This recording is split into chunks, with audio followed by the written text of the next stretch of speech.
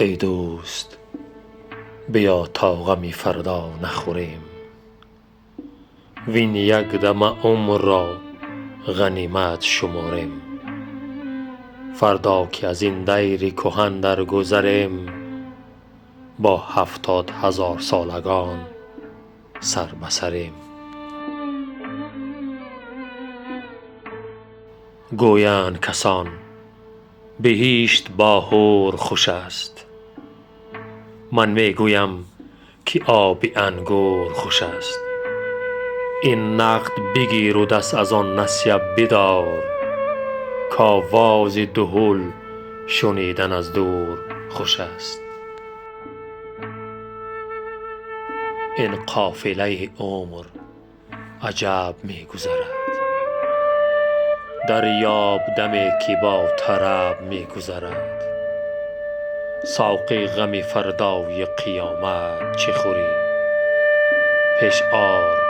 پیش آر پیاله را که شب می گذرد. زان پیش که غمهایت شباخون آرد، فرمای که تا باده گلگون آرند. تو زر نه ای ای غافل نادان که تو را در خاک نهند و باز بیرون آرند. چندان بخورم شراب که این بوی شراب آید ز تراب، جوی شوم زیر تراب. گر بر سر خاک من رسد مخموری، از بوی شراب من شود مست و خراب. جامه است که عقل آفرین می زندش، صد بوسه ز مهر بر جبین می زندش. وین کوزگر دهر چنین جام لطیف، می سازد و باز بر زمین می زندش. هر روز بر آنم که کنم شب توبه، از جام و پیاله لبالب توبه. اکنون که رسید وقت گل توبه کجا؟ در موسم گل ز توبه یا رب توبه. خیام اگر ز باده مستی خوش باش، گر با صنم دم نشستی خوش باش. پایان همه کار جهان نیستی است، پندار که نیستی چو هستی خوش باش.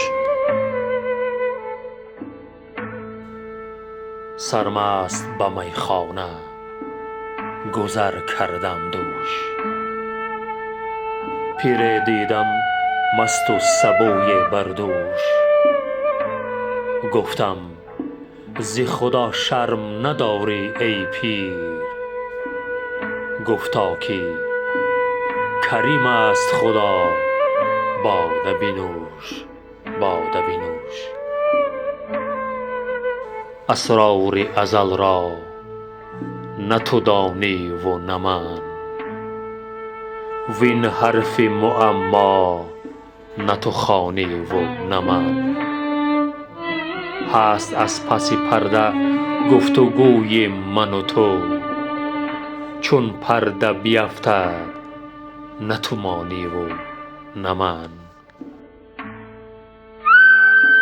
لب بر لب کوزه بردم از غایت آز، تا زو طلبم واسطه عمر دراز. با من با زبان حال می گفت این راز، من همچو تو بدم دمی با من ساز. گر بر فلکم دست بودی چون یزدان، برداشتمی من این فلک را ز میان. از نو فلک چنان دگر ساختمی کآزاده به کام دل رسیدی آسان. نیکی و بدی که در نهاد بشر است، شادی و غمی که در قضا و قدر است.